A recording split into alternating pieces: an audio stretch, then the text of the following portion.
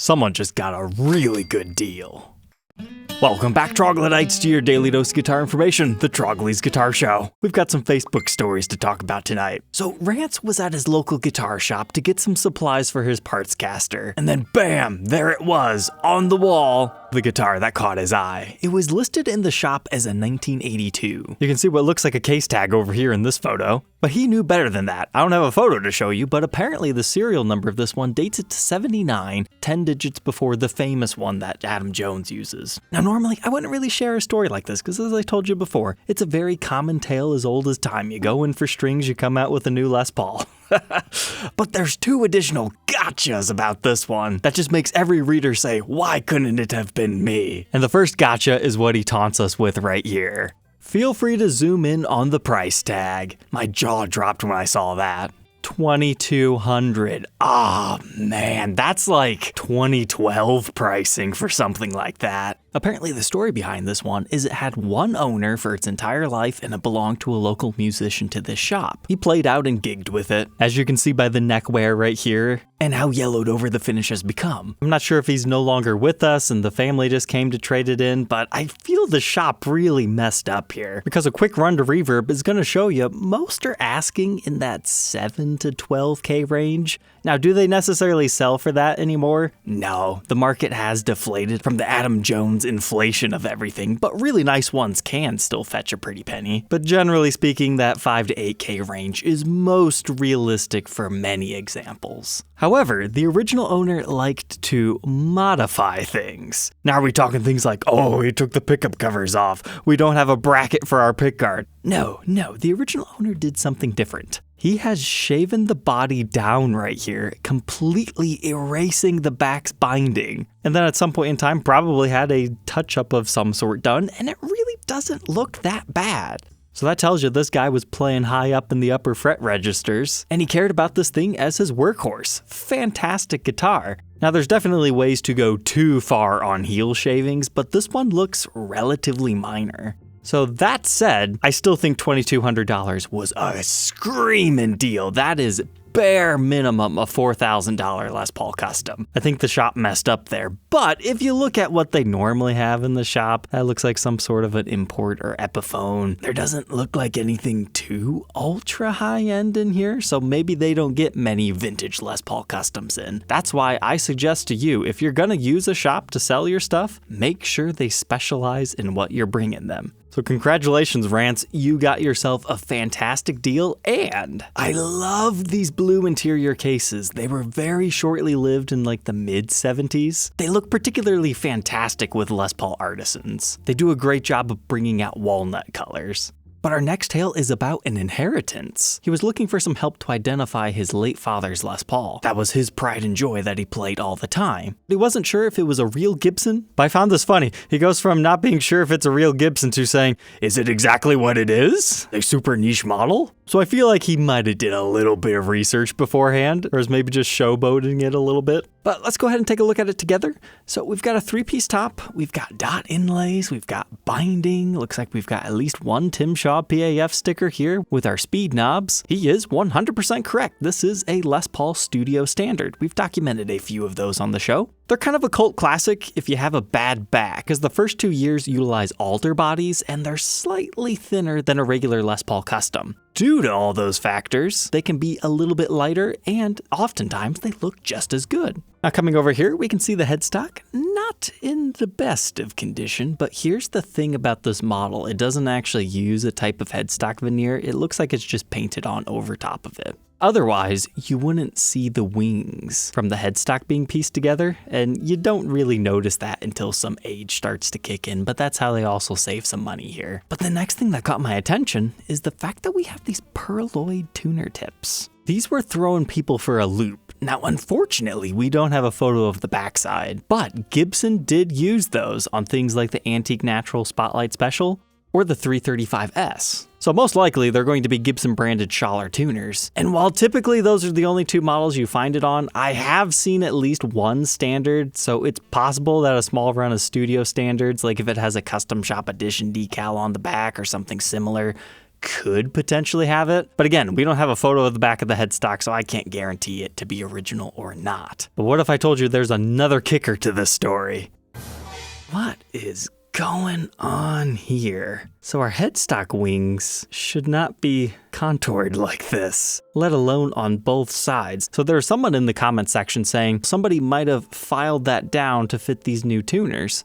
Well, looking right here, it does look like you've got that jut that you normally see for the Schaller, so I don't necessarily know if that's going to be the case. And I think this is the true reason why Grant was posting this, to see if anybody had any idea why someone would do this. Like, there almost just appears to be a small sliver of the headstock missing. I get it, accidents can happen, but for it to happen to both sides seems kind of strange. So unfortunately, no, I've got no answer for you on that.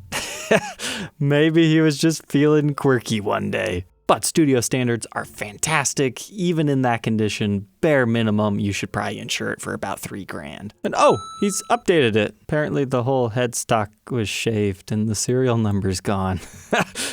I take back my evaluation.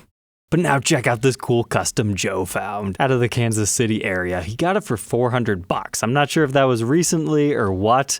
Yeah, that's a solid stage 3 right here, where it doesn't have the cool factor necessarily, but again, the stages are subjective. It just looks like somebody started to refinish it and then stopped. Like, we've got replacement knobs on it. We're missing an inlay, looks like sections of binding. Okay, I mean, this photo gives the natural wear areas a better vibe. But whoa, your pickguard's like melting. This had to have been like in a storage locker that wasn't humidity and temperature controlled. That would make sense why the binding has started to pop off. But man, the entire headstock has lost its lacquer. I'd be worried that the neck would be twisted or warped. But again, high heat makes sense why you might lose an inlay. He's claiming it's a 76 with this serial number, so that means it'll be on a decal, so he is correct. But he's also looking for a previous owner, so maybe he got it out of a storage locker that was abandoned. Assuming the neck is perfectly straight, but from this photo angle, looking here, you can tell something's wrong. Because this looks like it's sitting flat in the case, and that's kind of jacked up. Maybe it's just a weird photo angle, but something project condition like that, assuming these are the original pickups, probably around 18 to 25. Believe it or not, there are people who will pay good money for these project condition guitars, as long as everything's good. They can put the work in and get something cool out. I mean, worst case scenario, at least you got a chainsaw case here. You might be missing the back latch. So even if everything is toast on this, $400, great deal. Worst case scenario, you throw a new neck on it. But next up, Dave submitted a guitar that he found via email, but then I also saw him posting it on Facebook. This is a 1974 Gibson Les Paul Custom that has certainly seen some stuff. So we can date it to 74, 75-ish because you've got the inlay right here that reads 20th anniversary. Very cool. Looks like we've got some fret nib gaps. Sometimes those affect playability, sometimes not. But it's definitely been heavily played, and you've got that really nice ambered over lacquer. However, you've got some weird discolorations over here. If you're curious what that is, it's most likely a sticker shadow. Somebody had an octopus sticker on here and then something else, and then it was removed at one point in time. The lacquer hadn't aged as much, or the tar hadn't settled onto it. It gives you that discolored look. I think the finish checking is cool, but that brings it down a bit more for me. However, if it would have been here, there, and become like some sort of a diseased cow type thing, then I would put it into stage 4 category. It looks like there was some sort of a sticker back here too, and this one got played pretty hard.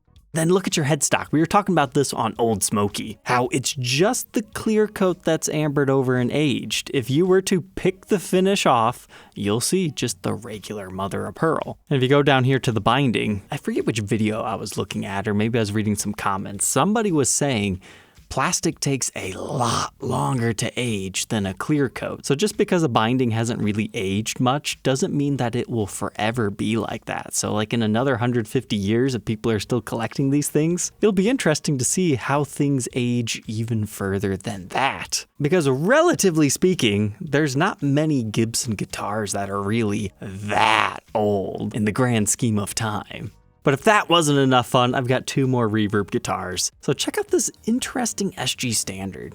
At one point in time, there was an SG Classic that came stock with the Batwing pickguard and dual P90 pickups, but most of those had the dot inlays. So at this time, I'm not exactly sure what this started life as, but I have reason to believe somebody's just swapped out a humbucker SG standard for P90s. But check that out, it's been pinstriped and then says Ralphie on it. I don't know, I just thought that was kind of cool. Especially when you pair that with this pickup combination. Gives very Billy Gibbons rockabilly type vibes. And your headstock's still all fancy. But okay, this one's from 2016. And yeah, sure enough, apparently there was an SG Standard P90T created that year, so I'll stand corrected on that. I didn't realize they were making them in that year. They need to update their title because selling it as a special devalues it. I mean, $1,200's really not that bad of a price, especially if your name is Ralphie. And lastly, this funny thing showed back up. Modified melody makers always catch my attention, but this is a Joan Jett signature Blackheart one that somebody kinda Zach Wildified. They went for the whole orange and white circular design pattern, and then you got something else going on here. This particular photo set seemed to show it off better than the last time it was for sale, and they were able to confirm that this is some sort of a vinyl over top of it, where it looks like it might have been applied by heat, so I don't think you can just peel it off if you don't happen to like it. But that is good to know that it wasn't like custom painted. If you're interested in buying it, it's only wrapped around here on the top. But the Blackhearts model has interesting inlays, acrylic red dots, and then hearts at the 12th. You can check out this full review and demo if you need to learn more. And they even made a custom truss rod cover for it, the Ripple. And if you wanted to know if it had a matching back or not, nah, it's just regular black. Alright, Troglodytes, I hope you enjoyed tonight's episode. Do not forget to like, comment, and subscribe, and we'll catch you tomorrow on the next one. Take care.